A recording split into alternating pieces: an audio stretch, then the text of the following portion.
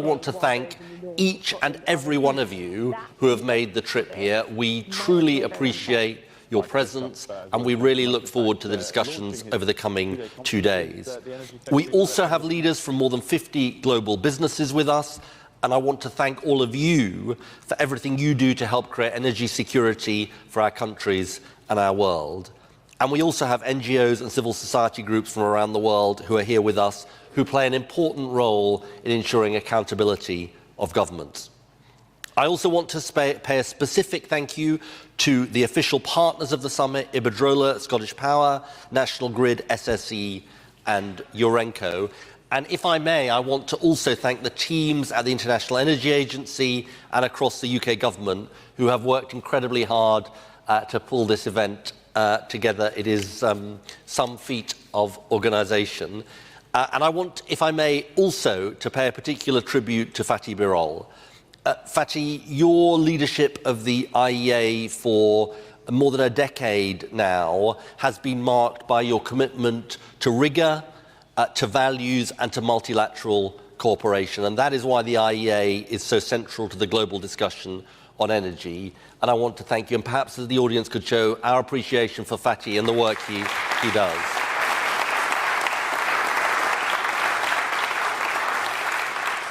So you've got much more interesting people than me to hear from in these coming sessions. But let me make a few remarks to frame our discussions over the next 2 days. First, our starting point for this summit is that in an unstable and uncertain world, there can be no national or international security without energy security. And indeed, it is now more than 50 years since the IEA was founded in response to the oil crisis of 1973. Over that time, the challenges we face have changed, but I think the principle underpinning the IEA's work, that countries need to collaborate to secure the uninterrupted supply of energy at an affordable price, remain the same. And in the years since Russia's invasion of Ukraine, we've been reminded in the UK, and indeed across Europe and the world, of a simple truth, that as long as energy can be weaponized against us, our countries and our citizens are vulnerable and exposed. It's for this reason that energy security is also at the heart of economic security, because it is central to living standards, job creation and economic growth. And we hope this summit marks an important moment for countries to come together and discuss what the shifting global landscape means for how we deliver energy security in this era. Second, the act of bringing together, which is an initiative that I've taken alongside Fatih and the IEA, I think stems from an underlying belief that can unite us all, which is there is huge benefit for us from cooperating on the basis of our shared interests. I think it's really important to say every country faces its own energy security challenges and its own constraints. And each country will pursue its own pathway, following its national interest in securing its energy supplies. Different pathways, and I think this is a really important point for this conference, different pathways for different nations should be respected. And we will all get a chance to reflect on our different national circumstances in our discussions over the coming days. But here is the key thing. Whatever our national pathways, I do believe that we share a fundamental belief that shared challenges invite shared solutions. Multilateral cooperation can make us stronger, not weaker, in our own individual national interest. Third point. Hopefully this is also a uniting idea. I believe that we gathered here are the optimists about what we can achieve for our society. Business, government, civil society. I believe we are, in this energy sector, the optimists. Abundant energy can raise living standards, economic growth, and deliver for today's and future generations of citizens. For the UK, just to talk about us for a moment, there's an exciting vision of energy security and abundance from cheap, homegrown, low-carbon power. Following Russia's invasion of Ukraine, we saw family finances, business finances and public finances wrecked as fossil fuel prices rocketed on the global markets and therefore here in Britain. Now, oil and gas, including from our North Sea, will continue to play an important role in our energy system, and we really value our industry and the jobs it supports. But as with many other countries, we're a price taker, not a price maker in international fossil fuel markets. So our vision of low-carbon power goes well beyond the climate imperative, important as that is. Homegrown low-carbon power is our nationally chosen route to energy security. Solar power, wind power, tidal, geothermal, nuclear power, also an essential part of the low-carbon opportunity. These are often unlimited, low-cost power supplies which we can exploit for the benefit of our citizens. So, to be clear about this, ours is a hard-headed approach to the role of low-carbon power as a route to energy security. And I believe this isn't just true for the UK. Alongside a continuing and important role for oil and gas, low-carbon energy can play a critical role in delivering energy security for many countries around the world. And it presents a solution to the issue of energy security that simply wasn't true in the same way as a decade and a half ago. And this, again, is important. And that's because of what many countries in this room, working with business, public and private sector together, have achieved. The cost of solar globally has fallen by 90% since 2010, offshore wind by more than 60%. That's in part why last year $2 trillion was invested in clean energy, with 80% of new electricity generation met by renewables and nuclear. Indeed, according to BNEF, for more than two-thirds of the world's population, new renewables are the cheapest source of bulk power generation. In this spirit of multilateralism, the UK is determined to work with others to accelerate this transition, including through our global Clean Power Alliance, which the Prime Minister launched at the G20 last year. Final point. Let me finish by saying that at a time when so much of what is happening in the world looks so intractable, I hope we can carry this spirit of optimism into our deliberations. And I hope genuinely that everyone here enjoys this event and your time in London. I want to end with the following message from His Majesty the King that he has asked me to read out to you all, because this summit is something that he was very much personally interested in. And this is the message from King Charles. As we all navigate the transition to cleaner energy for our planet and energy security for our citizens, summits such as these are of vital importance in facilitating shared learning between nations, particularly those in the global south and across the Commonwealth. Events over recent years have shown that when well managed, the transition to more sustainable energy sources can itself lead to more resilient and secure energy systems. While each country will follow its individual path, there are many shared challenges and opportunities on which we can work together as partners. And he ends by saying, I wanted to take this opportunity to thank you for participating in this summit on the future of energy security and to send my warmest, best wishes for productive discussions over the coming days. Ladies and gentlemen, thank you so much for your attendance, and now it's my huge privilege to introduce the Executive Director of the IEA, Dr. Fatih Birol. Very tiny amounts of peanut flour. I've only gone through building that over a period of many months to the point where patients could consume, actually, like I said, 4 nuts a day.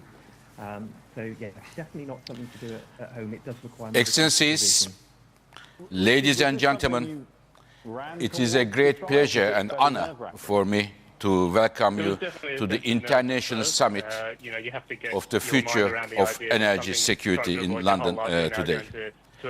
Very many thanks to the Prime Minister Starmer and Minister Miliband for hosting us here.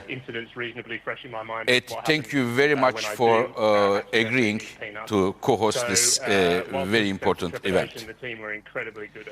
Dear colleagues, recent years have shown us that the energy security shouldn't be taken for granted. Many events. Remember the times of COVID,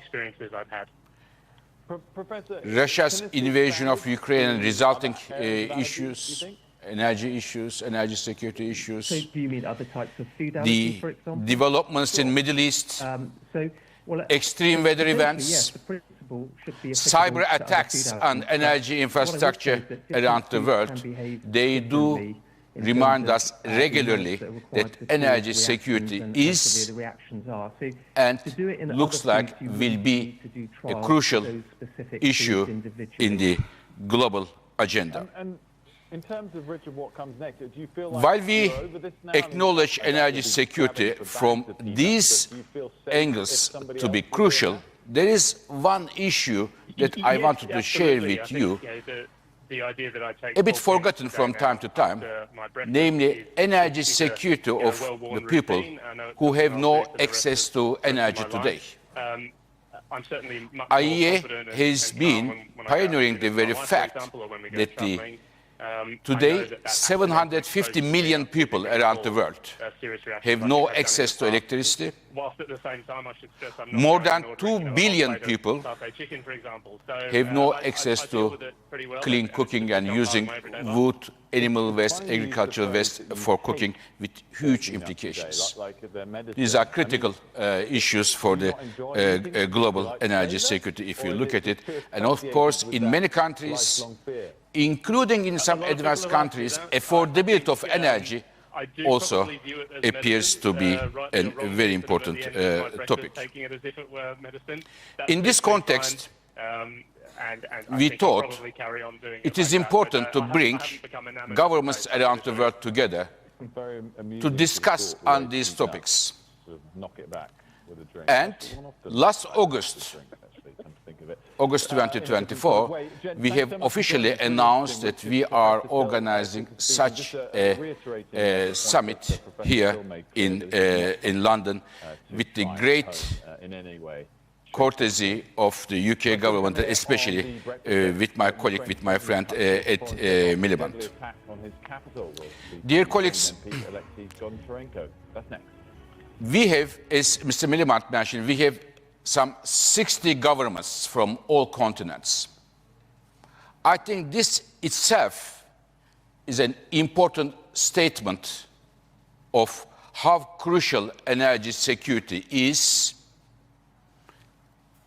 especially if you consider that the times we are in are the times of geopolitical fragmentation, rather than countries are working so closer together, if we have to be frank to ourselves. In this geopolitical context, bringing 60 governments together, as well as 50 business leaders all around the world, is something noteworthy in my view. Dear colleagues, energy security, for us, for the IEA, we have two broad group of energy security risks we see. One, traditional energy security risks. We all know, we have experienced since decades several oil and gas supply disruptions around the world. Oil and gas are key parts of our energy mix, and they will remain as part of the energy mix years to come.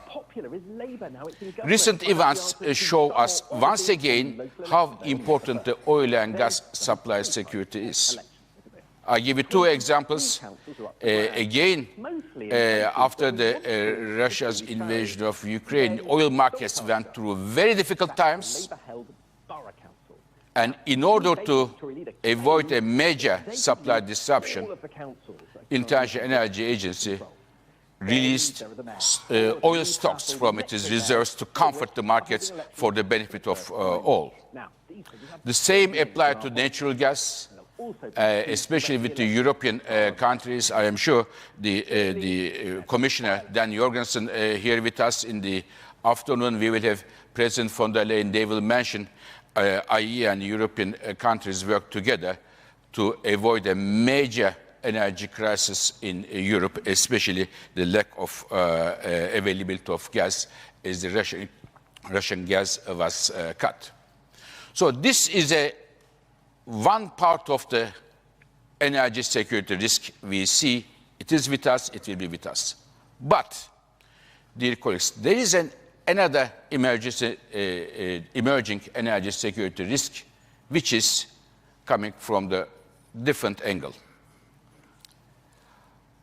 A remarkable story in the last few years is the very strong expansion of clean, advanced energy technologies. Back to the breakfast show. We're coming up in just a moment. If you look at the numbers, what we do all the time, and I tell my colleagues, data always wins.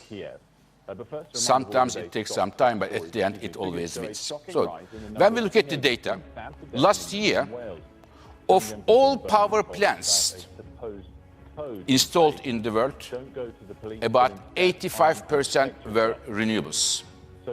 Solar, wind, hydropower, 5% nuclear power.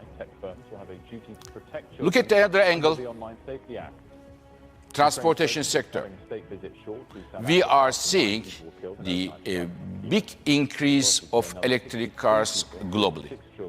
It changes from one country to another, but there is a strong increase, and according to our data, again, today, 1 out of 4 cars sold in the world is an electric car. It's a big change compared to several years ago, and it will go in this direction very strongly. So what is the problem? The problem is the following, the energy security challenge, because they do themselves help to address the energy security. As Mr. Secretary of State mentioned, homegrown energy is the best friend of energy security. But to produce, to manufacture these new clean energy technologies, we need critical minerals. Mining, production of critical minerals, and manufacturing these clean energy technologies. When we look at this, where the critical minerals are produced, where they are refined, and where they are manufactured, there is a huge concentration. And this is something that we think is risky. Wherever the concentration is, it is a risky business. There can be some event in terms of the geopolitical event. There can be an earthquake, there can be a technical failure. This is always risky, this concentration. And this is something that the IEA considers a new emerging energy security challenge in addition to the traditional one. So it is the reason we have built a critical minerals program. And we are, as our gas market report, oil market report, we are regularly informing the world what is happening in different critical minerals. Their demand, their supply, mining, investment prices to bring transparency to the world. But this is another challenge that we wanted to underline, and it makes us, this concentration, vulnerable our energy security system. So these are the two challenges I think we will look today and tomorrow. The challenge of the established traditional energy security, oil and gas, and the second, the challenge emerging from the critical minerals and the supply chains. Now, against that, and I want to finish with this, I have 3 golden rules to address energy security. There are many of them, but 3 of them I wanted to share with you. Number 1 golden rule is diversification. Diversification of the energy sources, diversification of the countries you import energy, diversification of the trade routes or supply chains, not to put all the eggs in one basket, because the geopolitical situation can change, technical failures can create problems. I would say this is the first golden rule for me, diversification. The second one is predictability. Dear colleagues, energy sector is a bit different than the other sectors of the economy. It requires huge investments with the project's long lead times.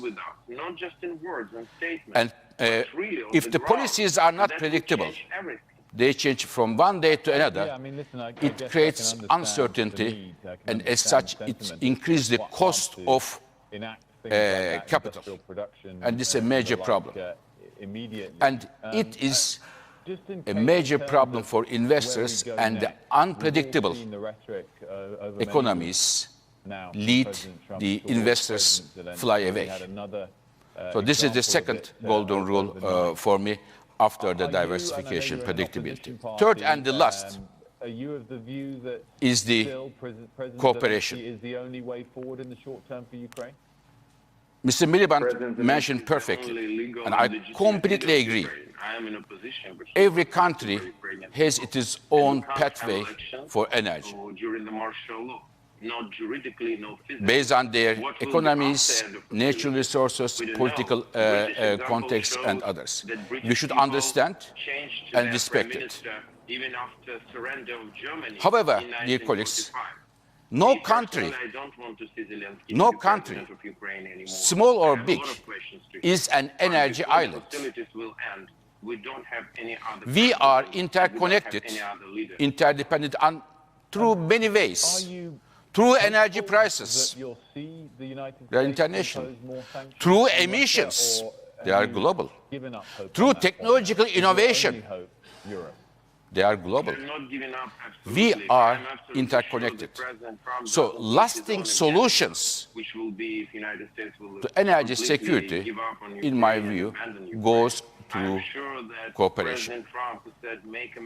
And saying cooperation, it is in fact the very reason we host this meeting today. We have many oil exporters, huge oil exporters, gas exporters. We have several renewable companies from businesses and countries. We have several countries with huge critical mineral resources, lithium, nickel, copper. We bring everybody together, hope to have a common understanding about our energy challenges, and that we all understand the need to cooperate, which is good for all of us. As such, I want to thank once again the government of United Kingdom, and we were honored with agreeing the co-host with the IEA, Mrs. Secretary of State, and we were also honored with the letter of the King Charles. Thank you very much for that, and I wish all of us a very good conference. Thank you very much.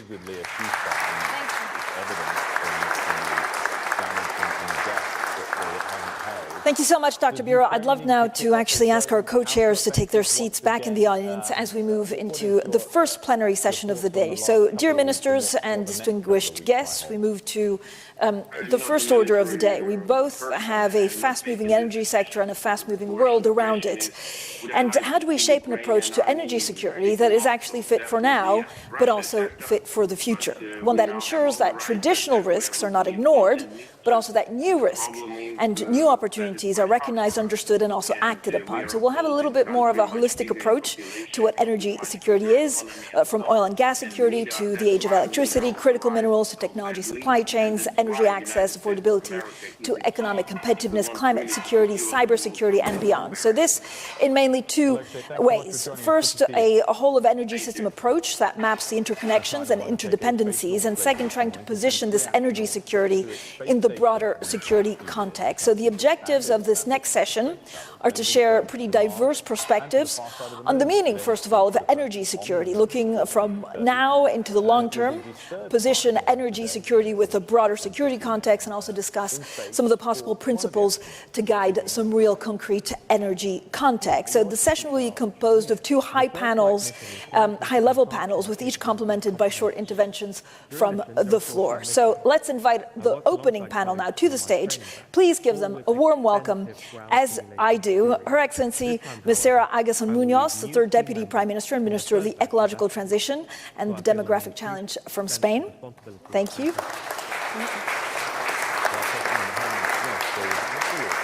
Iraq's Deputy Prime Minister for Energy Affairs and Minister of Oil, His Excellency Mr. Hayyan Abdel Ghani.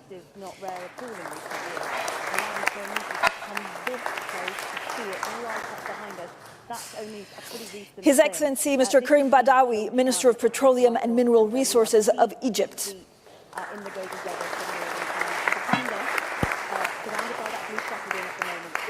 His Excellency Dato Suri Fadila, Deputy Prime Minister and Minister of Energy Transition and Water Transformation of Malaysia. His Excellency Mr. Edwin Palma Ejea, Minister of Mines and Energy of Colombia.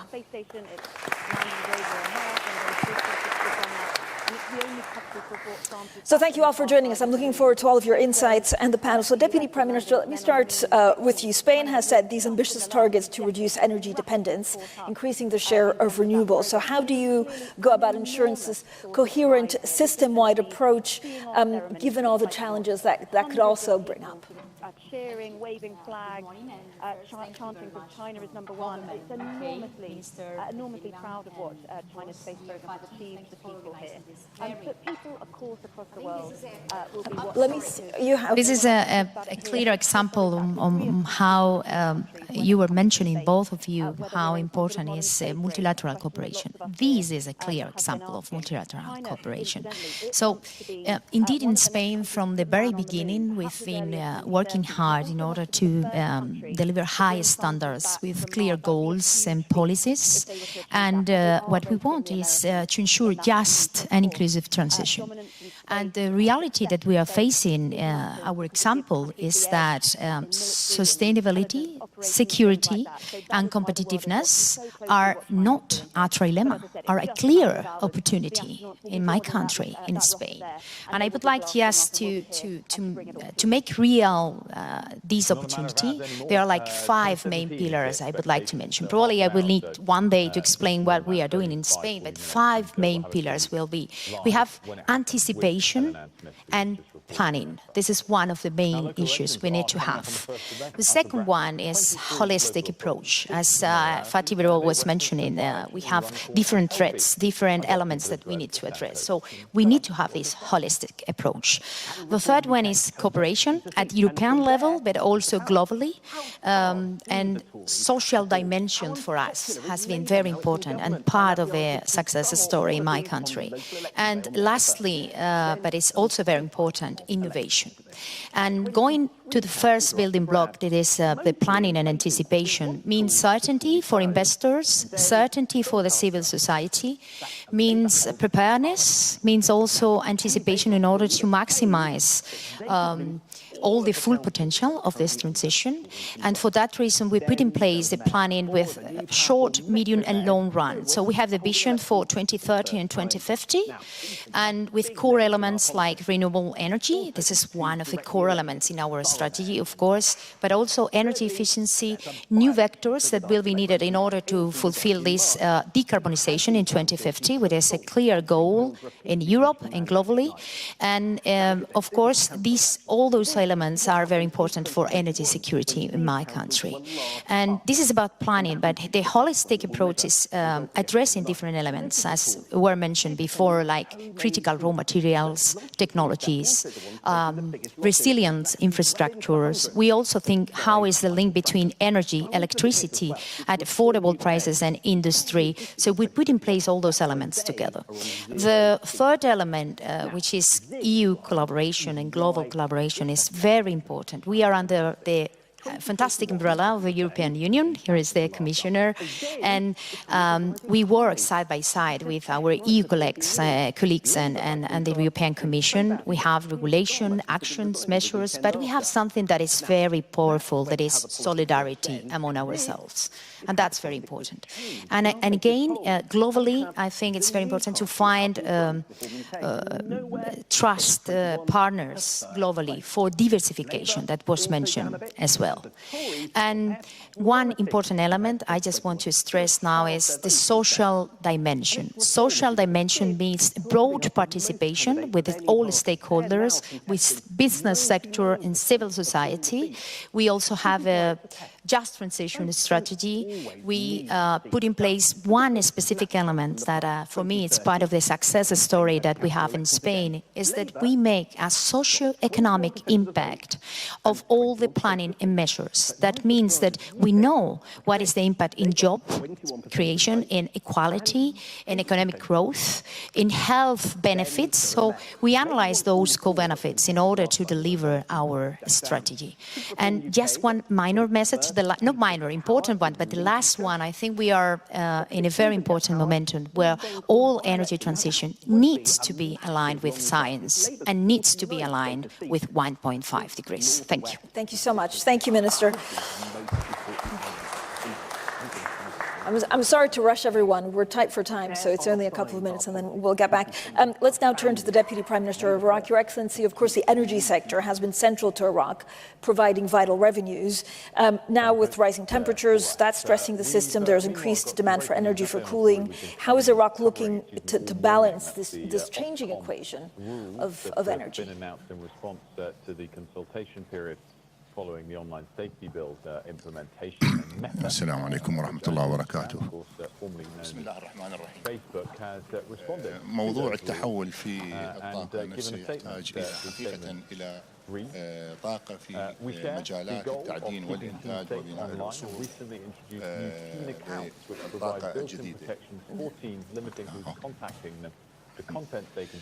يعني كما تعلمون الوقود الأحفوري سيبقى ولا يعني مستمر، يعتبر من أهم مصادر توليد الطاقة في العالم. كذلك يعني لهذا الوقود الأحفوري يعني لديه هنالك ظاهرة يعني ممكن أن تعانيه الطاقة المتجددة من ظاهرة التقطعية أو الموسمية بالاعتماد على البيئة والمناخ الطبيعي. نحن في العراق نعتمد يعني اقتصاد البلد يعتمد بشكل رئيسي على إنتاج النفط الخام باعتباره مصدر رئيسي لموارد الدولة العراقية من جهة، وباعتباره أيضا كمصدر رئيسي لتوليد الطاقة الكهربائية في العراق. الطاقة الكهربائية التي يتم توليدها في العراق تعتمد بشكل رئيسي وكبير على النفط الخام. أنا من أوضح النفط الخام هو النفط زائدا مشتقات النفط والغاز المصاحب. معظم الغاز الذي ينتج في العراق هو غاز مصاحب لإنتاج النفط الخام، لذلك يعني عملنا كثيرا من أجل تعزيز وزيادة إنتاج الغاز، باعتبار أنه الغاز هو اعتبر في مؤتمرات المناخ في كوب 28 في أبو ظبي هو الوقود الانتقالي في هذه المرحلة، ولذلك في العراق أخذنا بنظر الاعتبار ذلك كثيرا، ويعني وضعت خطة مدروسة لتحويل معظم محطات الطاقة الكهربائية من النفط الخام إلى الغاز، وهذا ما تقوم عليه الحكومة الآن. كذلك يعني التزمت الحكومة ضمن برنامجها الحكومي إلى بناء محطات لتوليد الطاقة الكهربائية باستخدام الطاقة الشمسية، وتعهد العراق ضمن خطته بتوليد ما يزيد على 12,000 ميجا واط باعتماد الطاقة الشمسية. وإن شاء الله يعني أخذنا هذا احنا بشكل جدي في وزارة النفط، وإن شاء الله خلال هذه السنة مع نهاية هذه السنة سيتم افتتاح أول مشروع للطاقة الشمسية بقدرة 250 ميجا واط. هذا سيتم تنفيذه من خلال شركة عقد جنوب العراق المتكامل اللي هو موقع مع شركة توتال الفرنسية. هذا العقد الذي يتضمن 4 مشاريع رئيسية، إضافة إلى إنتاج النفط الخام من حقل أحد الحقول اللي هو حقل أرطاوي. هنالك 3 فعاليات رئيسية في هذا المشروع، أحدها هي وأهمها هي استثمار الغاز في 5 حقول نفطية يتم حرق الغاز فيها حاليا، والحمد لله تم إحالة يعني التعاقد مع إحدى الشركات لتنفيذ المرحلة الأولى باستثمار 300 مليون قدم مكعب من الغاز من هذه المحطة من هذه الحقول ال5، إضافة إلى استخدام إنشاء محطة للطاقة الشمسية بطاقة 1000 ميجا واط، الذي ذكرت بأن خلال نهاية هذه السنة سيتم افتتاح المرحلة الأولى من عدها ب 250 إضافة إلى اعتماد مشروع لحقن ماء لتوفير ماء الحقن بهدف دعم الضغوط المكمنية باعتماد مياه البحر، وهذه أول مرة في العراق تستخدم هكذا تقنية لحقن الماء في المكامن النفطية لدعم الضغط المكمني وتوفير ما يعادلها من الماء الصالح للشرب حقيقة أو مياه الأنهر لاستخدامها للأغراض البشرية والزراعة. وبالتالي فنحن نعتبر مشروع جنوب العراق المتكامل مع الموقع مع شركة توتال هو مشروع بيئي بامتياز، باعتبار أنه يوقف حرق الغاز في 5 حقول نفطية إضافة إلى استخدام الطاقة الشمسية واستخدام مياه البحر بدلا من المياه العذبة لأغراض الدعم المكمني. هذا من ناحية. من ناحية أخرى في العراق يعني أخذنا كثير من يعني التحوطات فيما يخص المناخ.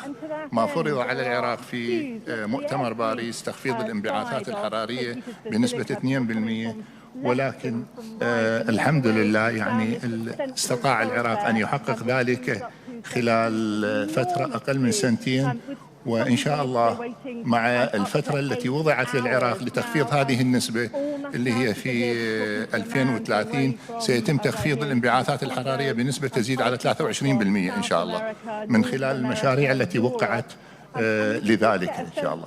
Thank you so much. Thank you so much, Deputy Prime Minister. So I think everyone should be said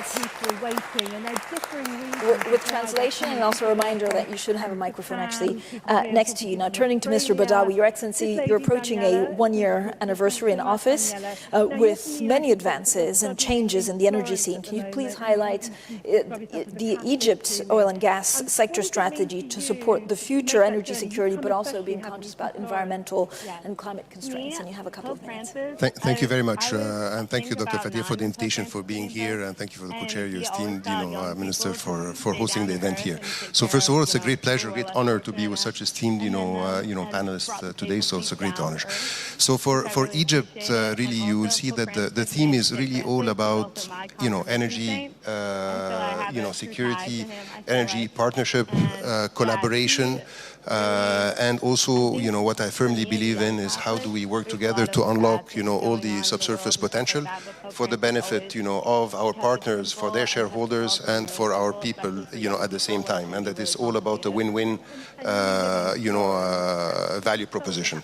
So for Egypt and in the Ministry of Petroleum and Mineral Resources, we have 6 really main pillars, right, that we are focusing around. And I'll be very brief around those 6, and maybe we'll give some examples later on. But the first one is really how we can really focus on providing the petroleum products, right, for the people of Egypt, people who are living in Egypt, which is 120 million, people, in that market, and also to make that energy, also petroleum available for the people as well in the region and also our partners, around the globe. And to do that, we really have to focus on production, right, in terms on the upstream front, in terms on how we can improve, the production from our existing fields, and how we can really unlock future reserves to be added into the production through promoting, more exploration activity.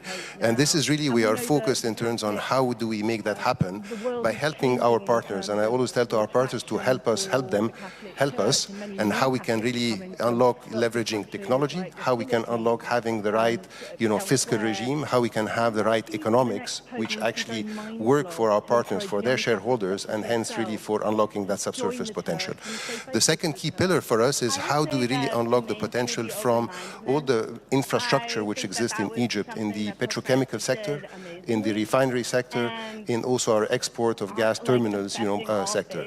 And we have a huge, internal pipeline for crude, distribution, for gas distribution, and so forth. So essentially, how do we fully utilize this infrastructure, not only for the people of Egypt, but also for the people in the region? And again, not only based on our local production in terms on oil and gas, but actually how we can really leverage, the inflow of gas and crude from other parts of the world and fully utilize, this infrastructure for the benefit of the region.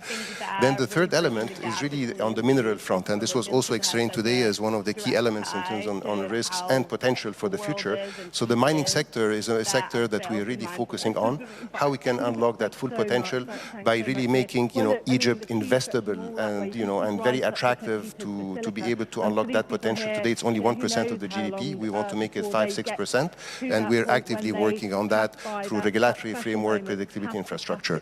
The fourth key pillar, which is very important for us, is the energy mix, and this was also mentioned today as part of diversification, and this is where we're working very closely with the Ministry of Electricity and Renewable Energy to make sure that we actually do not depend only on gas for our power stations, but really we've increased the target to have 42% of renewable energy as part of our energy mix by 2030. And this will really kind of help us unlock not only diversification of energy mix, but also to prepare also for the green energy of the future, green hydrogen, green ammonia, and so forth through green energy. The fifth pillar, which is very, very important, is nothing can be done without having, the focus on people, and hence focus on health and safety of the people who are working in the sector and on the periphery is very important, how they can come and work safely, how they can go back to their family and friends safely, and the environment, how we can leave also an environment which is also for future generations, and hence how we can work on the environment and energy efficiency. Last but not least is the sixth pillar, which is on regional collaboration. Regional collaboration is absolutely very critical to unlock the full potential, not only for Egypt based on the infrastructure that it has for the Egyptian people and so forth, but really for the people of the region. And there are many examples in terms of collaboration with regional partners to be able to unlock that full potential, whether in terms of connectivity with gas, such as what we're doing, for example, with Cyprus, interconnection of grids, right, such as what we're doing with the Kingdom of Saudi Arabia, or in terms of interconnections with Europe, in terms with Greece and with Italy. So many opportunities for regional collaborations. So those are the 6 key pillars that we're revolving around, and then we'd be more than happy to share more examples on that. Thank you so much. Thank you, Minister. So the Deputy Prime Minister will speak through translation, so please get your headsets ready. Now, Your Honourable Dato Suri Fadila, as you seek to build and transform your energy sector, ensuring that it provides affordable energy for your citizens, how are you also balancing energy security, economic growth, but also environmental sustainability priorities? Thank you, Madam Chair. Excellencies, thank you, Mr. Fateh, Mr. Miliband, Minister Miliband, ladies and gentlemen. In the context of Malaysia, actually, what was said by Mr. Fateh, the 3 elements that we are focusing on. One is on clarity in terms of our policies, the diversification perspective, and also to make sure that in terms of policies and strategies, we are clear in terms of moving ahead. In order to achieve that, we have our energy policy, and through energy policy, we have introduced what we call the National Energy Transformation Roadmap. That's where we focus on how to make sure that we have secured in terms of electricity supply throughout not only Malaysia, but also within the region. The cooperation within the region and so on will be one of the focus areas that we're looking at. In terms of commitment for the trilemma, one is affordability, security, and also in terms of environment sustainability, that is clearly spelled out in our National Energy Transformation Roadmap. In order to do that, what we have formed is we have set up committee, what we call the Implementation and Planning Committee for Electricity at high level between agencies and ministries. This is the committee will decide in terms of planning, the energy requirement, the future energy requirement, and the tariff and so on. It's all planned in that area. What will be the energy mix for the future? So this what we call JPAT. This committee actually ensures the electricity planning and also incorporate also the renewable energy requirement and also energy penetration, the grid modernization, and also tariff reform for those less in terms of to promote affordability, efficiency, and also sustainability. In the context of cooperation, we're looking also, we have introduced what we call the ENIGEM and also the ASEAN Power Grid. We are chairing chair of the ASEAN this year. So our focus will be on ASEAN Power Grid. This is where we have cooperation among ASEAN region, because within the ASEAN region, there'll be the need in terms of supporting each other. There are times that some of the member states will be having access in terms of electricity. This is where they can export it out. So our focus this year will be to come up with a regulation and also to study from all the other parts of the world how we can increase in terms of improve our energy exchange program among the member states. So this will be one of the focus areas that we're looking at. And hopefully by doing that, we'll be able to achieve, number one, security. At the same time, affordability in terms of the electricity supply among member states and cooperation among all the member states, among, in particular, the ASEAN member states. So this is the way forward as far as Malaysia is concerned. And we hope by doing that, we'll be able to make sure that not only Malaysia, but we also can contribute towards our commitment to clean energy for the future generation. Thank you. Thank you so much. Thank you, Deputy Prime Minister. Now, turning to Colombia now, and for the benefit of the audience, the minister, I believe, will respond in Spanish. Colombia is navigating, of course, the need to ensure energy security and affordable tariffs while advancing a just people-centered energy transition. So how is the government addressing these interconnected challenges in energy policy? Bueno, muy buenos días para todos y todas. Un saludo muy especial al gobierno del Reino Unido, al ministro Miliband. Es muy importante este encuentro para el Reino Unido después del Brexit, para la Unión Europea en medio de esta tensión arancelaria mundial y obviamente para Latinoamérica, de donde vengo, más aún ahora con nuestro presidente de la República al frente de la CELAC, que reúne a todos los países de América Latina y el Caribe. Nosotros quiero empezar por allí, es decir, experimentamos hoy el primer gobierno progresista de la historia del país, que ha puesto en el centro de la discusión política el tema de la democratización de la energía, poniendo en el centro de esa política a los usuarios. Es decir, como se ha planteado aquí, hay millones de usuarios, no solamente en nuestro país, sino en la región y en el mundo, que hoy carecen de energía. Pero el sistema eléctrico colombiano, el sistema energético colombiano históricamente ha estado de espalda a los usuarios. Por eso este gobierno ha planteado desde su programa de gobierno una gran apuesta por acelerar la transición energética, es decir, por desplazar los combustibles fósiles e incorporar una matriz energética limpia para poder abaratar además los costos de energía en un país en el que muchos usuarios del servicio de energía eléctrica tienen que escoger entre comer o pagar la factura de la energía eléctrica. Y olvidando que incluso el derecho a la energía hoy es un derecho humano y debe estar reconocido así, incluso está reconocido así dentro de los Objetivos de Desarrollo Sostenible de las Naciones Unidas.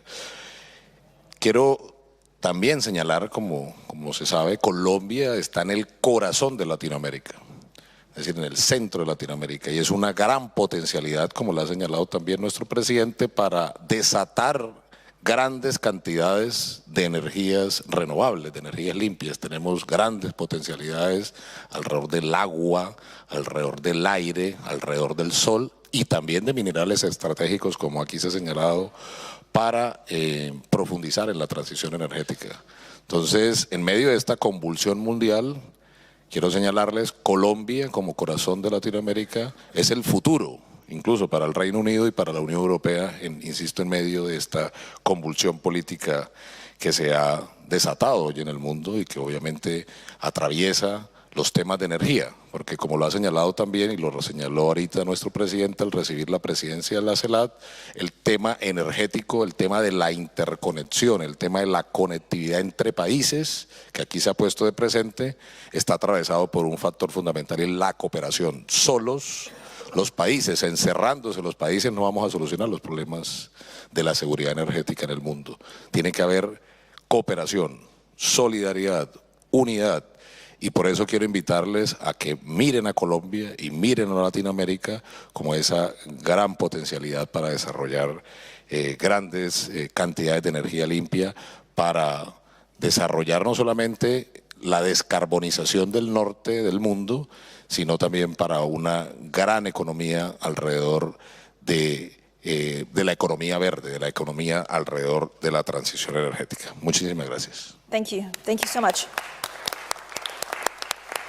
Now, I'd love to invite actually some people also from the private sector, from the floor, to give their reaction, their perspective on the topic of the session. You just have a couple of minutes each because we are running a little bit behind schedule. But first of all, let's turn to, of course, the executive chairman of Iberdrola, José Ignacio Sánchez Galán, for your perspective. So thank you very much, and thank you for having this opportunity of sharing my thoughts with such distinguished guests. So I think most of the things I was planning to say has been said.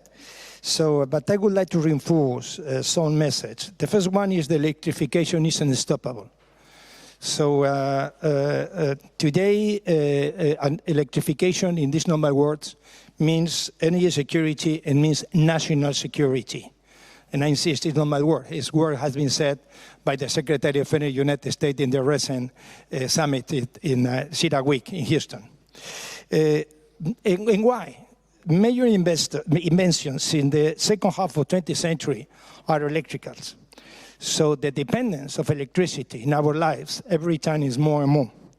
That makes the electricity demand, that's something with fatigue is already existing all the time, is growing worldwide. But more than growing exists a high latent demand that we cannot serve in all countries.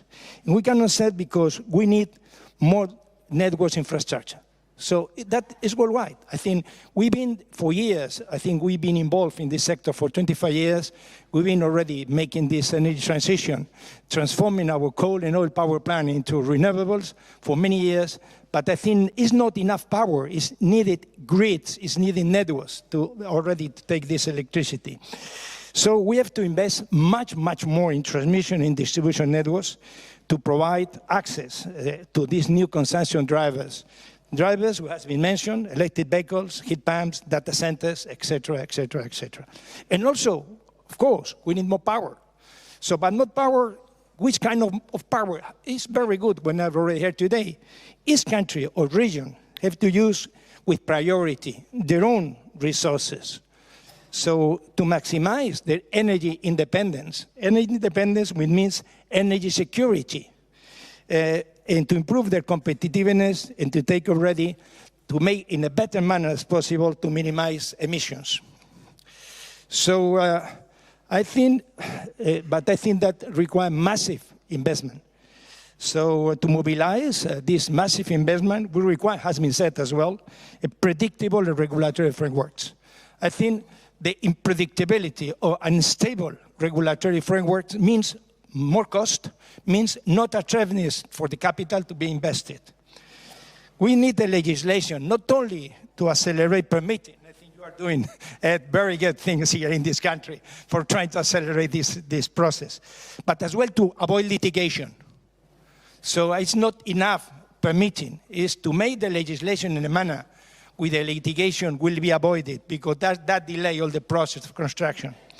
And to make already a tax environment attractive, as well you are doing here in this country, you try to do. We will discuss about that later on. I think I would like to say, I mentioned Britain because that, in our opinion, is a good example of what has been already been done. So it's a very clear plan to promote private investment in the sector, in networks, in power. They are trying to simplify permitting processes and make the things in an attractive manner, even already convincing regulators to do the things in a way which should be attractive. As well, the European Union, Commissioner, I think you are doing a great job with the clean industrial deal as well. But I think my point is now you have to hurry up the member state to translate into local legislation. So Sarah, so you have work to be done. So also in the United States, I think they are clear plan in the same direction. So, and I think just finished. Sorry, I know they need short in time. So, we Iberdrola, we are the largest European company for market cap. We are the second largest worldwide, and we are the largest investor in Europe in this energy transition. We are investing more than 14 billion per annum, which only in UK in the next 5 years is 24 billion committed with yourself. So, which I think is a part of our thing. And same thing doing in other countries. So, but my point is stability, predictability, rule of law, and trying to avoid already legislation which permit another one to make litigated. And I think in this basis, the capital will be already rise and can be invested in different countries. Thank you, and sorry. Thank you, Mr. Gillan. Let's turn now to Ben Wilson, President of National Grid Ventures. Mr. Wilson, I'll ask you to be fairly short, otherwise the IEA won't have me back. Yes, thank you, and congratulations to the UK government and the IEA on this very important summit. Really to emphasize the essential nature of grids, as has been commented on, dealing with the energy trilemma, and the need to develop a capacity-rich electric system to help us meet our challenges. So we need to build and upgrade grids as a priority, onshore and offshore, so we can connect new clean technologies, that we can electrify and digitalize the economy, and that we can deal with the increase in demand growth from AI, reindustrialization, EVs, and heat pumps, and give people access to affordable, clean energy. So in the UK here, we are calling it the Great Grid Upgrade. And in both the UK and the US, we are investing $75 billion over the next 5 years in upgrading grids. The challenges we need to deal with, long-term system planning to give us the signals to invest, permitting, as has been mentioned, speedy and certain permitting, supporting the supply chain so that they can build capacity, so giving the supply chain certainty and transparency, creating the right regulatory arrangements that allow us to invest ahead of need. And I would congratulate the UK government on the initiatives that it's undertaking in all these spaces. And then lastly, increasing international cooperation, as mentioned by Dr. Birol, and I would highlight in particular the importance of cooperation between the UK, Norway, and the European Union. If we get all this right, we can deliver a secure, affordable, and clean energy system. Thank you very much. Thank you so much, Mr. Wilson. Let's turn to the president of IMPEX, Takaju Ueda. There you are, sir. We'll get a microphone. And you have maximum 2 minutes. I'm sorry. Maximum 2 minutes. Thank you very much for giving me this opportunity. My name is Ueda from IMPEX Corporation. It's a Japanese energy company. First thing I'd like to mention is about the kind of my recognition about energy landscape or energy policy priorities. Now we talked about trilemmas, energy transitions. However, now there seems to be a lot of discrepancies, especially among industrial countries, seems to be increasing, especially regarding the climate change issues. So I think every country has now the different priorities in energy policies. So I believe that we are now living in a world where kind of common understanding about the issues, common understanding about the energy landscape or priorities when it seems to be fading out or actually decreasing. So how to rebuild such kind of energy policies seems to be a very important job. I think the energy security issues, I think, proposed by IEA Secretariat and Party Bureau seems to be very much important initiatives at this moment. And with regard to the principles that lead the energy policies, I think I would like to echo with the 3 principles that was proposed by Dr. Birol's diversifications and cooperations. And, well, with regard to these principles, I would like to also mention the importance, emphasize the importance of continued investment in energy sectors, including the oil and gas, nuclear, renewables, and so forth. But you should understand that to make an investment in energy sector usually requires a lot of massive capital investment and long times. And therefore, the principles of predictability is of course important, especially for the private company's point of view. I think when we will make an investment decision that is called final investment decision, FID, we will make an FID based on the business environment at that moment, including regulatory framework, taxation, and so forth. Therefore, if changes to these rules take place after the FID, that will really have the undermine the mindset of private companies for the investment. Therefore, I would like to emphasize the principles that please don't move the goalpost after the game started. Thank you. Thank you so much. Thank you, Mr. Ueda. Lastly, from the floor, let me turn to the Chief Executive Officer of the South African utility company Eskom, Dan Moracone. Welcome, sir. Thank you very much. I just want to start off by giving apologies on behalf of my ministers who could not be here. Just from a very high-level point of view, in South Africa, Eskom still remains responsible for 80% of the electricity supply, dominantly from coal. The transition is very much acute in our space. We have had very serious load supply interruptions in the last 3 years that are known worldwide. We have made tremendous progress in terms of the recovery of the operating fleet by focusing on maintenance programs, at the same time introducing reforms that accelerates renewable energy programs. Recently, we have gone very public with respect to investment, opening up investment opportunities for transmission line expansion to ensure that we can connect very distal and peripheral sources of renewable energy. Having said this, the challenge that the country still faces pertains to funding for the transition. We have only pledges to less than 40% of what is required for us to transition very responsibly in an area that is filled with very high unemployment rates and economic deprivation. And so in the process, we need to bring in the justness of the transition by making sure that as we do the change, we do not leave anyone behind. What are we doing? In the meantime, we're also focusing on responsible use of our coal by continuously investing in technologies that ensure that we can introduce cleaner technologies for the coal plants that continue to run. From an environmental sustainability point of view, our commitment to the 2030 targets for emission reductions remain.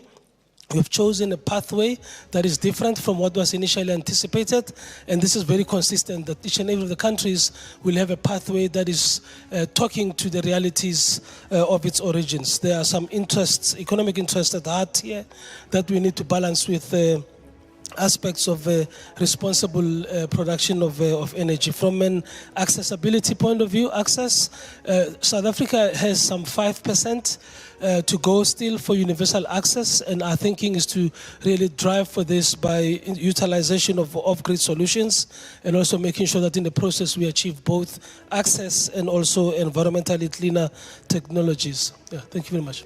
Thank you so much. Thank you, sir.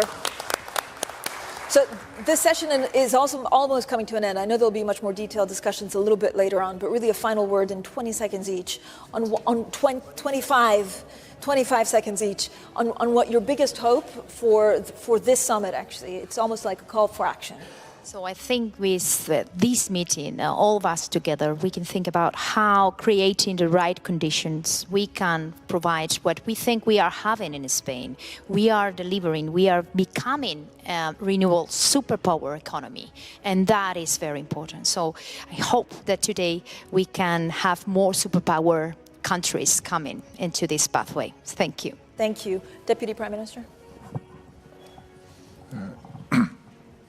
عفوا يعني سيبقى الوقود الأحفوري مصدر رئيسي وكبير من مصادر توليد الطاقة، وخصوصا فيما يخص الطاقة الكهربائية، إضافة إلى أنه هذا الوقود هو ليس فقط مصدر للطاقة ولكن هو مصدر لصناعات كثيرة وبالأخص الصناعات البتروكيماوية، فيجب أن يؤخذ هذا بنظر الاعتبار مع اهتمامنا الكبير بتوسيع الاستثمارات في موضوع الطاقة المتجددة وتقليل الانبعاثات الحرارية إن شاء الله. Thank you so much, Minister. Thank you very much. I think for me, if I were to summarize, I think collaboration and partnership will be key. Role of government, the role of the private sector, the role of international associations are very important to be working closely together.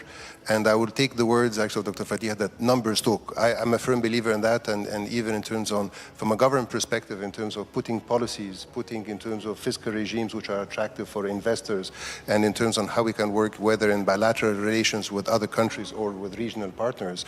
Numbers always talk. Pragmatic, transparent, and highlighting synergies between the different parties always lead to a positive outcome. And I'm a firm believer in that. And I thank really the opportunity for being here in such an important event to discuss those matters. So thank you very much, and looking forward to being part of that energy provision to the world in peace. Thank you. Thank you. Thank you. For Malaysia, now energy is no longer about or confined to availability and affordability. We need, because of the evolving energy landscape, marked by renewable, digitalization, and also geopolitical volatility. We need what we call a more holistic and future-proof approach. So with that, we need to look into resilience, we need to look into sustainability, and also regional interdependence, the way forward. This will be the core pillars of the energy security. We also need to look as a forward-looking definition of energy security, must also address technology, access, cyber resilience, and also inclusivity of vulnerable groups, in particular those who are in the rural and also remote areas. So this will be one of the areas that we need to look at. And I do agree with Dr. Berry, diversification, the clarity in terms of policies and strategies will be one of the core areas, and cooperation and collaboration is the way forward if we were to move ahead with energy security. Thank you. Thank you so much. Minister? Mi esperanza es a que el mundo no retroceda en la discusión alrededor de la transición energética, que no volvamos al discurso de perforar, perforar y perforar, cuando hay una necesidad de salvar la humanidad del planeta y transitar hacia energías limpias. Mi esperanza es que se mire a Colombia como el corazón de Latinoamérica y que se mire a la región latinoamericana como una gran potencia de generación de energías limpias para descarbonizar no solamente el norte de nuestro continente, sino también todo el país. Mi esperanza es que se vea a Colombia como corazón de Latinoamérica, un país sin guerras, con estabilidad política, económica y con gran potencial de inversión extranjera alrededor de desarrollar grandes cantidades de energía limpia. Muchas gracias. Thank you so much. Thank you so much for a wonderful panel. Thank you. So I'd love to invite now all the panelists to sit back down, because we're starting with our second panel. So our second distinguished panel of this opening session, let me please invite to the stage the Honourable Shirley Ayurkar Botwi, the Secretary General of the Commonwealth, to join me here on stage. His Excellency Mr. Marc Ferracci, Minister for Industry and Energy of France. The Honourable Lisa Coumans, Minister of Energy and Business Development, Barbados. Mr. Tommy Joyce, the Assistant Secretary for International Affairs at the US Department of Energy, and of course, His Excellency Mr. German Galushenko, the Minister of Energy of Ukraine. So thank you so much. A round of applause maybe as they take their seats.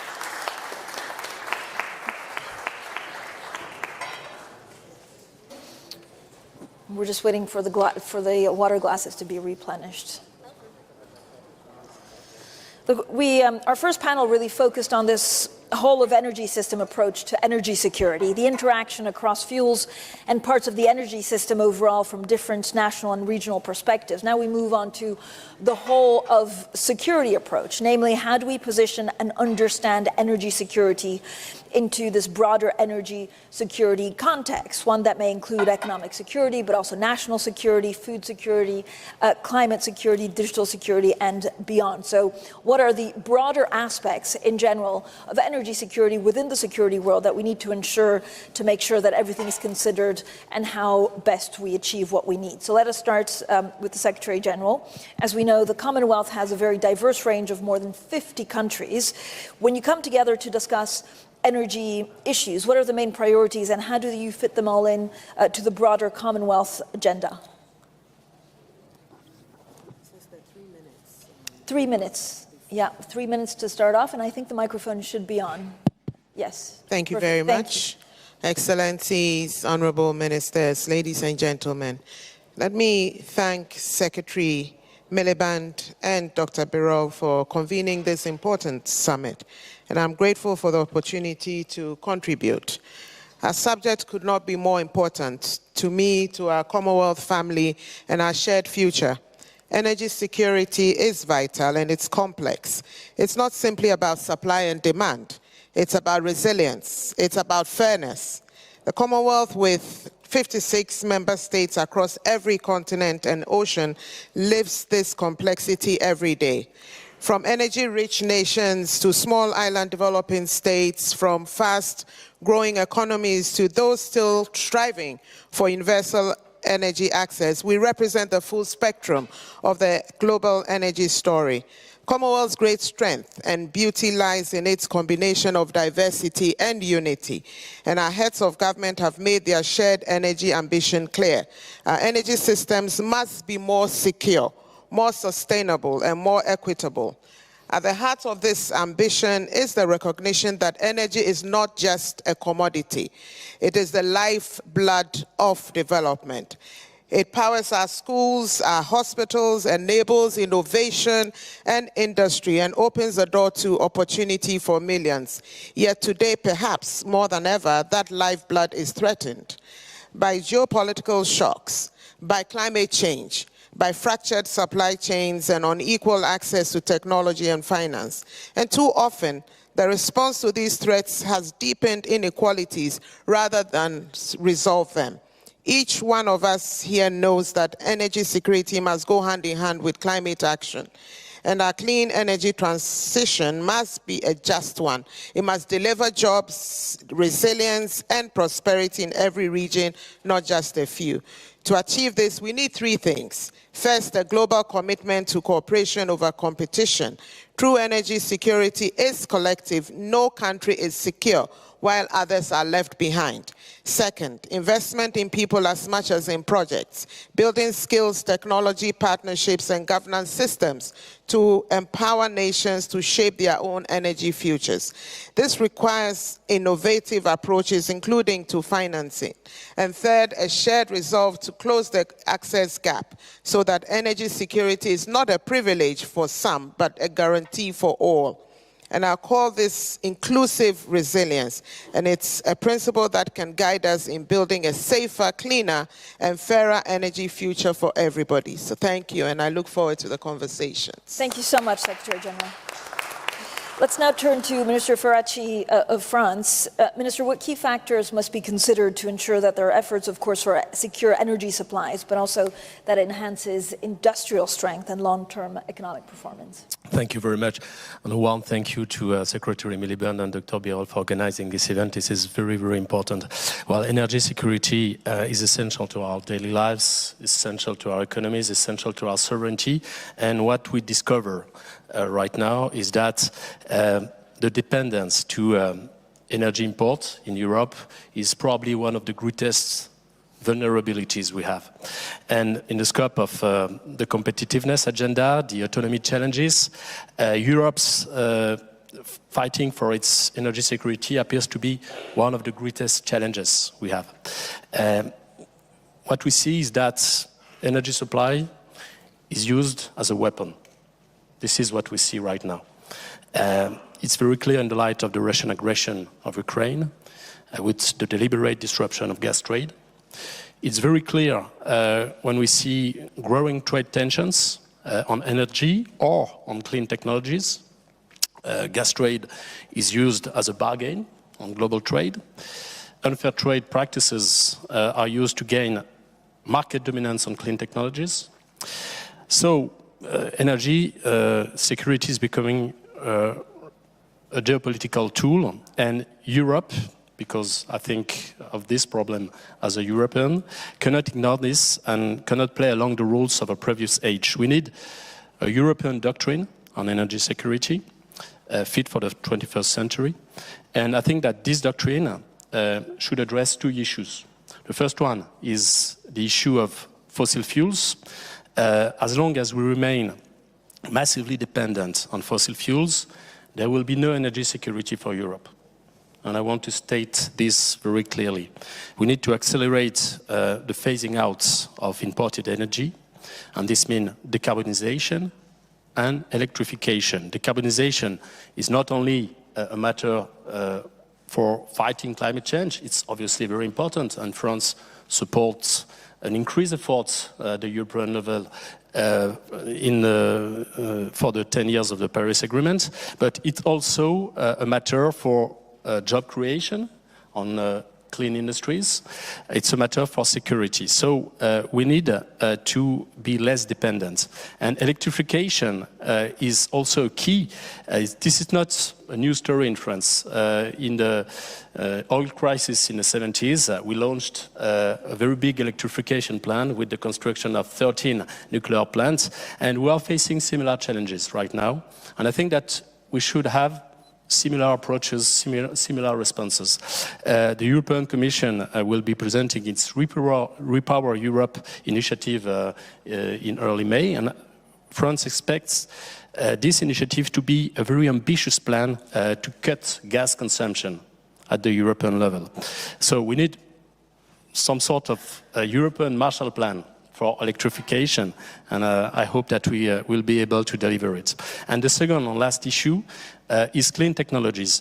We also must be less dependent on imported technologies because otherwise there will be no energy security in Europe.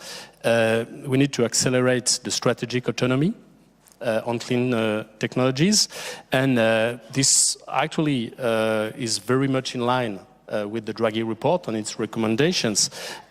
Europe must be an industrial leader, and this is what we support. It's very important that the clean industrial deal set at the European level be very ambitious. And we have many tools. Now we need to use them, and we need to act as Europeans in order to achieve this autonomic strategy. Thank you, Minister. Thank you. And now let's turn to Minister Cummings. Minister, Barbados is, of course, exposed to extreme weather and climate changes and has historically been reliant on imported fossil fuels, but is also pursuing some pretty ambitious plans with domestic renewables. So how does this shape your perspective on what constitutes energy security for Barbados? Thank you very much. I want to, of course, begin by thanking the government of the United Kingdom and of the IEEA for hosting the summit today and for incorporating the voices of divergent types of countries. Barbados is a small island developing state. We are a developing economy, and for us, energy security looks very different than it does for different types of economies. And perhaps I can start by saying that I think that the speech introducing the IEEA was perhaps one of the most significant things that started out the conversation, that framed where we have gone since then. The balancing between geopolitics. Barbados is on the receiving end of fossil fuel generation, in the sense that we are the country on the front line, one of the countries on the front line of sea level rise as a result of climate crises. We in the Caribbean, and I know that many of my Caribbean colleagues are not here today, and so I'm going to take the liberty to speak on behalf of the region as a whole, in particular given that my Prime Minister Motley, is, as we speak, or has just concluded climate talks in New York, and she is currently the chair of CARICOM in the region. Many of our countries are facing climate crises that we have not experienced before. Hurricanes, we are just beginning the hurricane season. Hurricanes are coming, they're faster, they're more violent, they're staying longer, and they're coming earlier in the season. And we've just begun the hurricane season, so we're waiting to see what comes next. So that's climate for us. You put that up against the energy transition for countries like ours. In 2024, Barbados imported over $1 billion in fossil fuels to be able to create electricity for the country. But simultaneously on the energy transition side, and I am the minister with responsibility for that transition, we have ambitious targets. We are expecting that by 2030, 2035 as our outer limit, we are going to be in a position to be able to derive 100% of our electricity from renewable sources. Heavily dependent on that goal is our ability to get solar onboarded, wind onboarded, battery storage. That brings us back to IEEA's opening comments. Geopolitical tensions then create energy insecurity for countries like ours. We do not produce the technologies. We do not produce the energy goods. We are not the producers of fossil fuels. We are the importers and the price takers and the ones who are on the front line of every single geopolitical crisis that is happening around us. So if there are difficulties with procuring solar panels or battery storage or wind turbines or energy technologies or with the research and development, Barbados' energy transition targets are on the front line as we are as a country with the climate crisis. And so that's the framing of the context for countries like ours. And so this summit is important for us, and it's the reason why we've traveled to be here, to be a part of the conversation, so that we never lose sight of what these conversations mean for countries who in a very real way, are very much on the front line of all of the geopolitical conversations and the geopolitical tensions that are currently wreaking havoc around the world right now and in this moment. And so we're very much looking forward to having a part of the framing of not just the conversation, but the outcomes that are going to be necessary. Three main things that we want to see coming away from here: access to technology and affordable financing. The Bridgetown Initiative is one of those initiatives that we have launched to be able to do that. 2, affordability. I believe that my colleague from Malaysia spoke about that as well. If we have the investment and the investment returns are guaranteed, we want to make sure that it is affordable for consumers at the end. And then third and finally, we want to be able to ensure that the energy mix that we are proposing, we have great partnerships with France. Now we're proposing to have our very first hydrogen plant there. We want to be able to see access to partnerships with our international industry partners to be able to have a diversified energy mix and diversified sources of the products and technologies coming from around the globe. Thank you, Minister.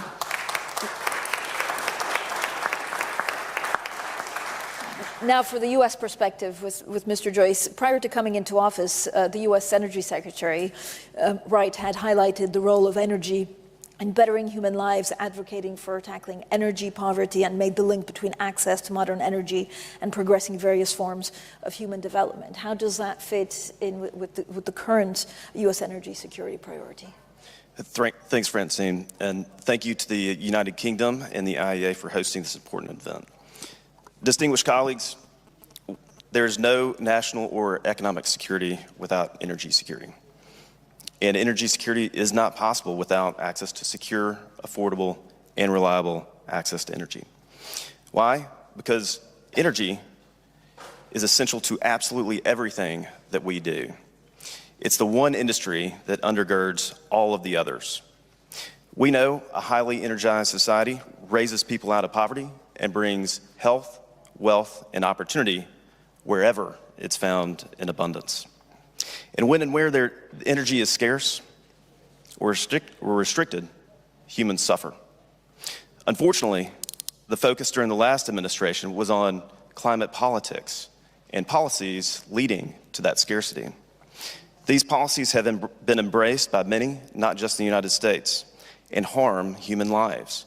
This is why President Trump released a suite of energy-related executive orders to ensure our future is defined by energy growth and abundance, and reversing many of the political regulations from the prior administration and bringing back common sense to energy policymaking. The United States is blessed with abundant energy resources. We are the top oil, gas, and nuclear producer in the world, and we're the 4th largest coal producer. And since 2023, we've been the largest exporter of LNG. Despite this, some want to regulate every form of energy besides the so-called renewables, completely out of existence and in favor of a net zero agenda. We oppose these harmful and dangerous policies. This is not energy security, and we know exactly where it leads. The Biden administration tried to make Puerto Rico the net zero poster child. And they were supposed to be at 40% wind and solar this year and 100% soon thereafter. But after bolting on over about 30% of wind and solar, variable renewables, traditional grids begin failing, which is why experts are turning to modernized grid systems, which is really just a nice way of marketing an exponentially more expensive grid system in the trillions, not the billions of dollars. I'd be happy to explain why exactly that is in another panel, but the result is the same. We'd be trading one form of dependency for another, putting abstract emission goals in the interest of our adversaries first, and the security of our people last. A typical offshore wind turbine requires 4 tons of a permanent magnet made in the form of rare earth elements. And since China, the supplier of nearly all of them, restricted their sale, there are no wind turbines without concessions to or coercion from China. For true energy security, we must leverage all resources that are affordable, that are reliable, and that are secure. As Secretary of Energy Wright likes to say, it's about energy addition, not subtraction. And there's no world in which the demand for energy is going to decrease. Thank you. Thank you so much, Assistant Secretary Joyce. The messaging is pretty clear. Now let's also turn to Minister Galushenko. Thank you for being here. Ukraine has had to repair, protect, and rebuild the energy system at a speed and scale that most of us can actually not imagine. What is the situation today, and how are you trying to rebuild a stronger energy security for the future? Thank you very much. First of all, thank you to the UK government and the IEA for this event. I think it's a very important topic, but probably I could give some other angle of this discussion. So we are operating the energy system 3 years during the full-scale invasion, but it's not only about the war, because the energy of Ukraine is constant target to Russia. They're attacking us non-stop and using all kinds of weapons they have. Mentioning the three main ideas about the energy security, which is predictability, cooperation, and possibility to diverse the supply. So I can tell you that in our situation, we do not have predictability, like zero. I would say that we have unpredictable situation because we do not know what energy facility would be hit today, tomorrow, whether it's generation, whether it's substation, or that is a gas production.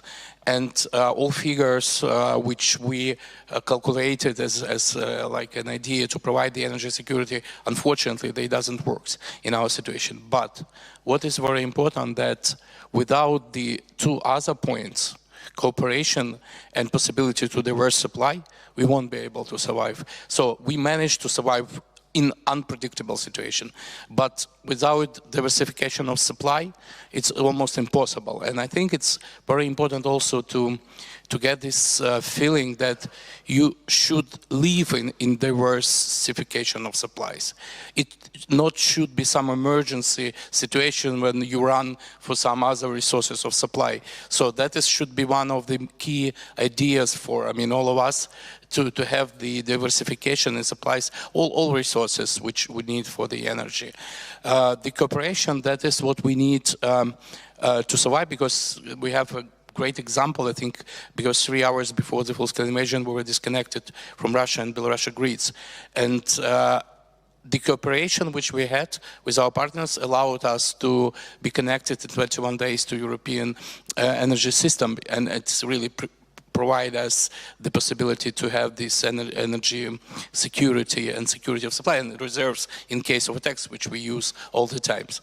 And another point, which is also very important in this context, that you should look to the mix of the energy from the also point of view of energy security, first of all. And now we have some new challenges because, for instance, we look now for decentralized generation as not only a security of supply, but that is also an issue of military risks, because we see that is decentralized generation is really more difficult targets to be attacked by thousands of missile drones, everything what is used to destroy the energy infrastructure.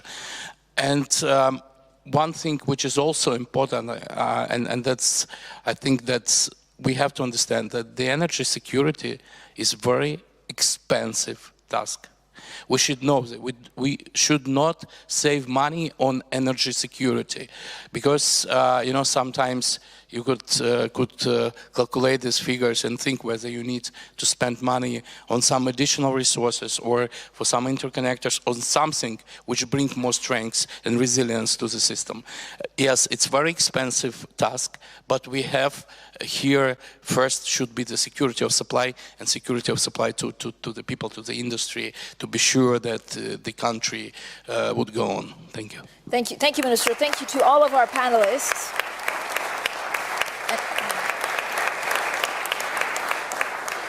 And just as before, we'll turn to industry participants in the audience to also get your perspective. So first up, let's turn to the incoming Chief Executive of SSE, Martin Pibworth, to get your perspective, sir. If you'd like to stand up so that the camera also catches you. Thank you, Francine. Thank you to the UK government. Thank you to the IEA for inviting us to speak, and thank you for organising this important summit. I think the world of risk that we all operate in has been very well articulated by the panel, so I don't mean to go into too much on that. For us, the three things that help energy security very briefly are a mass rollout of renewables, which in the opening address is made very clear the world was already on that journey, and of course we support that within SSE. Secondly, we need grids to transport that, and we think the momentum behind grid build-out is improving. There's obviously a lot of discussion at COP in Baku about that, but also the possibilities of different country policies moving grids forward has also been well noted. And of course, here in the UK, as has already been mentioned, we're grateful to regulatory and political support to get grid moving and rolled out. The third issue I'd just like to put on the table, if I may, for energy security is the need for flexibility. I guess the UK market and the European market all learnt a German word last winter, Dunkelflaute, and the absence of wind and solar and the pressures that put on markets. It probably reminded us all that in a growingly intermittent system we do need to dispatch new flexibility, and it's probably not going to be enough for 2, 4, 8-hour batteries. We're going to need something else. Of course, demand side has a role to play in that. Of course, hydro and pump storage also have a big role to play in that. But I think ultimately we're going to have to look for new ways to put clean power flexibility in, and it's in the form of clean gas, and hydrogen and carbon capture are possibilities. I'd probably like to make the point that this probably isn't progressing anywhere in the world fast enough. We would like to see that accelerated, of course we would. The good news is, and I'm essentially an optimistic person, the good news is the technology is there. I think the risk appetite to deploy it is there. I think the investment money is also there. So this therefore becomes a policy and market design challenge. And because it's a policy and market design challenge, it becomes within our intellectual capabilities to resolve it. We think that means faster permitting, greater stability and certainty for investors, market frameworks that reward flexibility and low carbon reliability. But it also means, and this is probably my crucial closing point, we need to see time and the passing of time as a risk factor. The faster we go, the faster we get there, the faster we unlock new innovation, new technology, and better affordability consequences for economies around the world. Thank you. Thank you so much, Mr. Pibworth. Let's now turn to Urenco, the supplier of the nuclear industry, and its Chief Commercial Officer, Laurent Audet. And thank you very much for having us. So energy security is no longer just about supply, it's about sovereignty and resilience as well. The evolving dynamics of the energy system call for decisive actions to deliver the fundamental changes required to achieve a fair, affordable, sustainable and secure clean energy system. That means we, public and private sectors, need to prioritize all the steps that will enable the delivery of a cleaner, cheaper, energy generation whilst ensuring resilient system that delivers security of supply. In recognition of the expensive transformation required to the global energy network, nuclear energy provides a clear and strategic pathway to propel us on the route to energy security. Nuclear delivers reliable low-carbon baseload power that operates 24/7, and it also enhances the energy independence. So us, in the fuel cycle, we will be central to deploying this new nuclear and will provide access to diversified fuel supply that will strengthen national resilience as well as it reduces exposure to dependencies. At Urenco, we are investing in the capacity of all of our 4 sites in the world, in our 3 founding countries, the UK, the Netherlands, Germany, as well as in our largest market, the United States. That to meet increased customer demand, and we're also getting ready to fuel the reactors of tomorrow. So all of that requires a lot of collaboration between allied countries, most of them being here today. And we need your help to develop predictable political and regulatory framework that will secure the fuel supply chain for the future. Thank you. Thank you so much. Let's also turn to the CEO of UK Climate Change Committee, Ms. Emma Pinchbeck. Yeah, I can stand up, thanks. I'm the Chief Executive of the Climate Change Committee. Useful knowing for this audience that I was the Chief Executive of the UK's energy trade body until last November. And we're the statutory independent body. We exist to think about the long term beyond short-term politics. And there are 26 other organisations advising national governments like us around the world, including in Ukraine.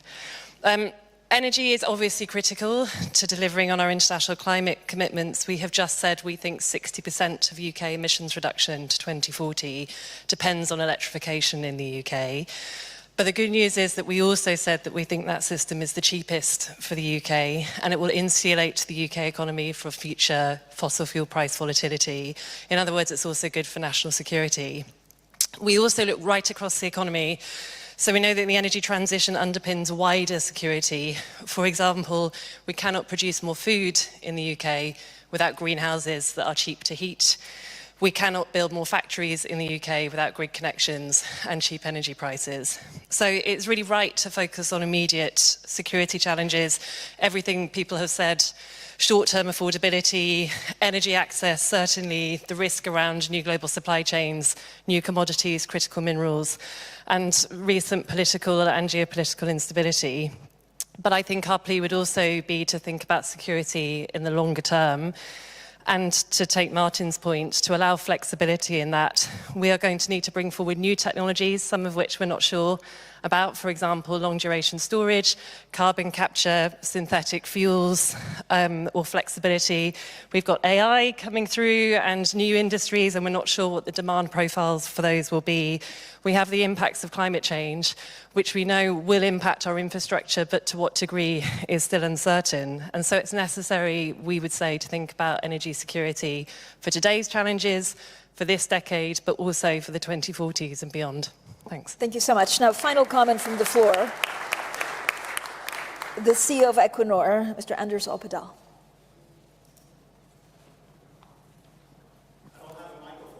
It's coming. Hold on tight.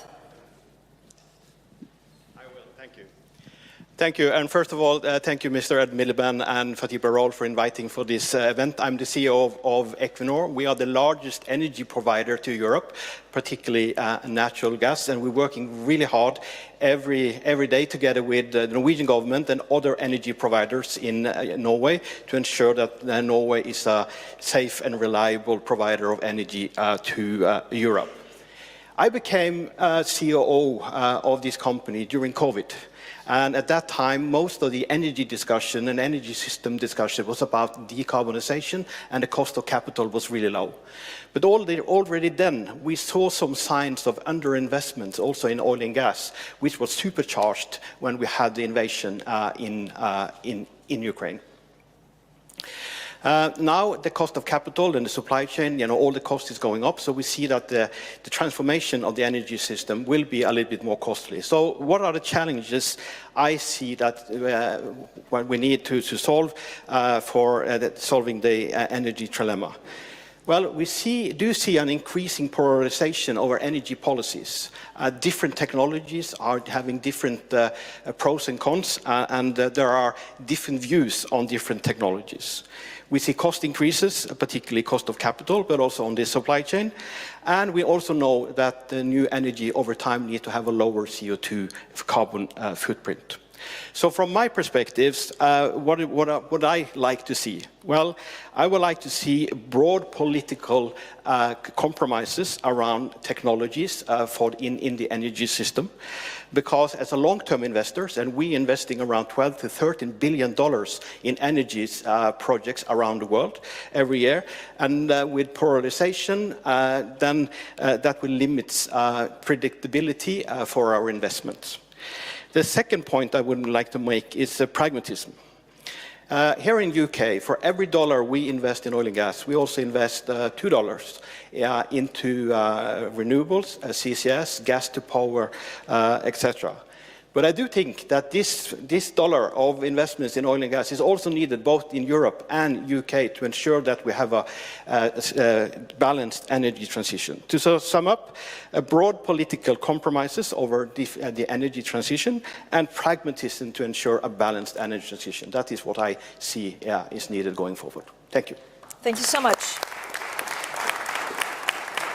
So we've just heard from major energy companies and organizations operating across all different parts of the energy system: renewable, thermal generation grids, nuclear supply chains, climate governance, oil and gas, and energy storage. Now let's get back to our panel.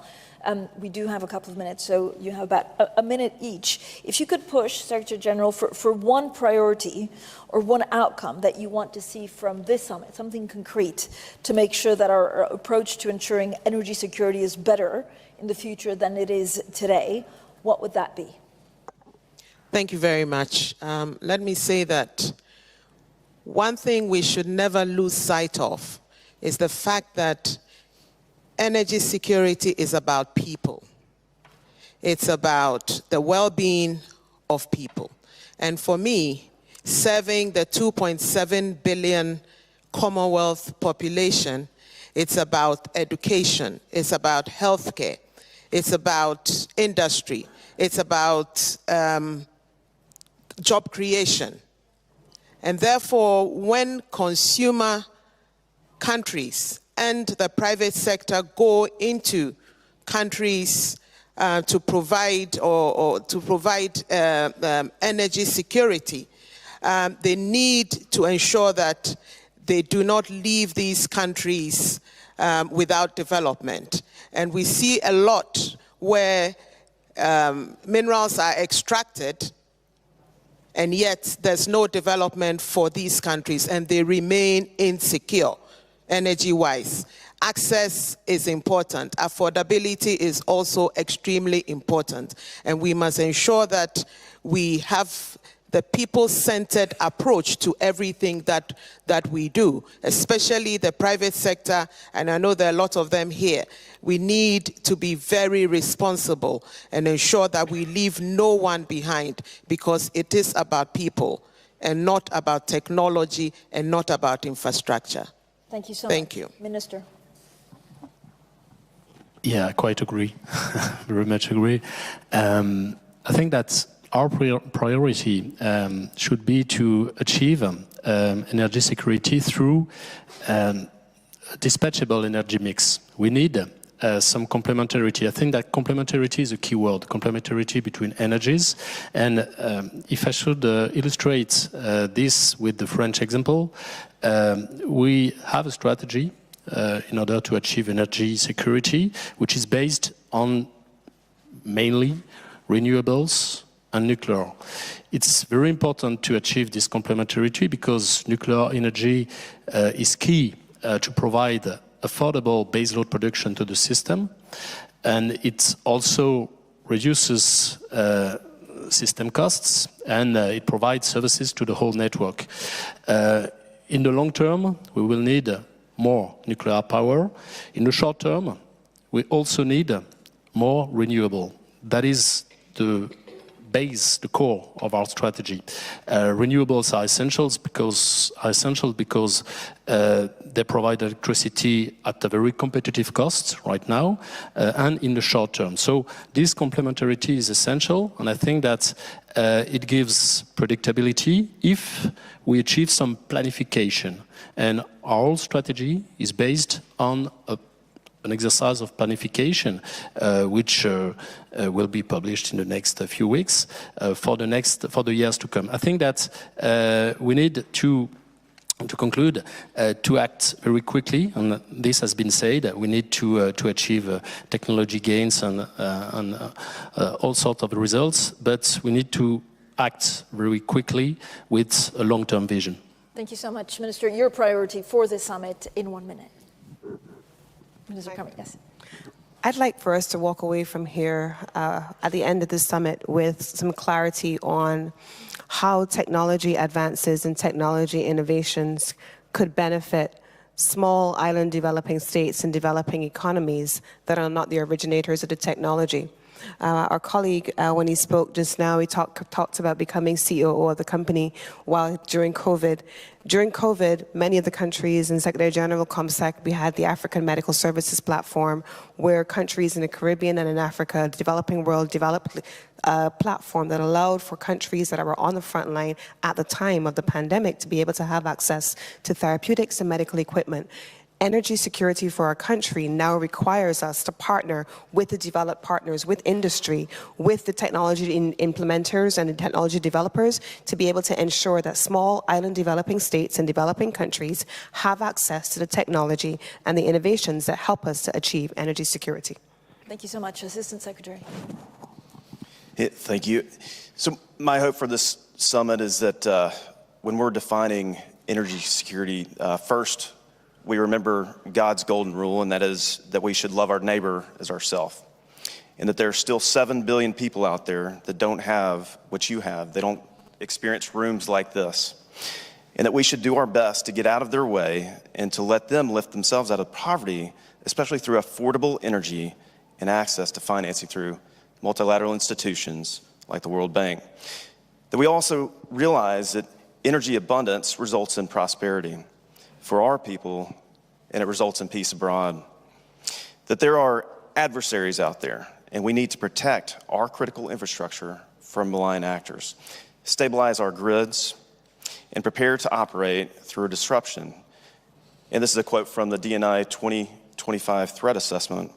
As China is, we need to prepare to operate through a disruption as China is already pre-positioned for cyber strikes designed to deter military action by impeding decision-making and including societal panic. End quote. My hope is that here at the summit, with allies and partners gathered, we can discuss these issues pragmatically, just as the Lord Admiralty did when shifting the British Royal Navy to faster oil-powered vessels.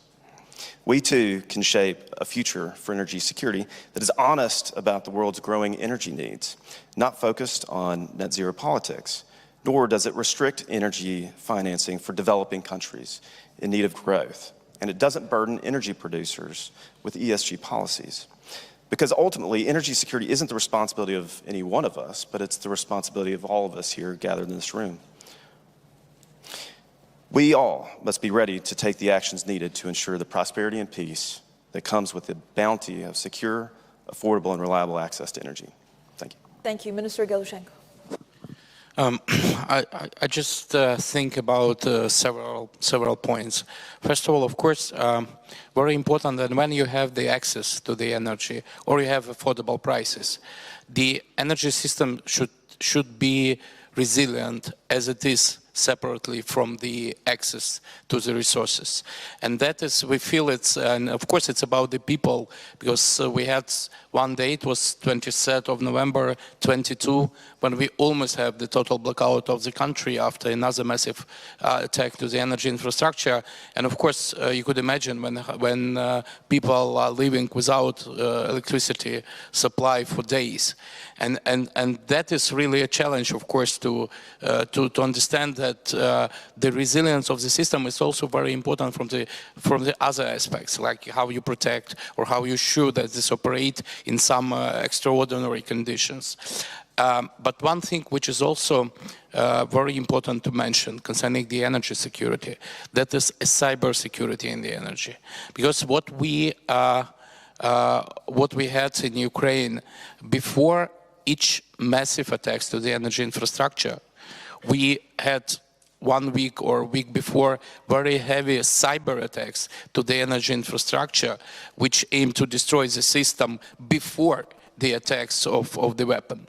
That's why I think that the cyber security is one of the key tasks to be key element in the energy security, I mean, to all of us. Thank you. Thank you so much. Thank you to the panelists. Before I let everyone go, I just have 20 seconds to conclude, of course, this plenary sessions, and we're also concluding the summit live stream. Now, for those of you following us on live stream, please rejoin at 2:45 p.m. It's actually changed. That's when we'll have keynote speeches from the UK Prime Minister and the European Commission President. Now, for those of you here in London with me, we move to the coffee break, and then the first breakout session starting at 11:25. Please do arrive on time, as there's a lot of work to be done. Thank you, everyone. Thank you.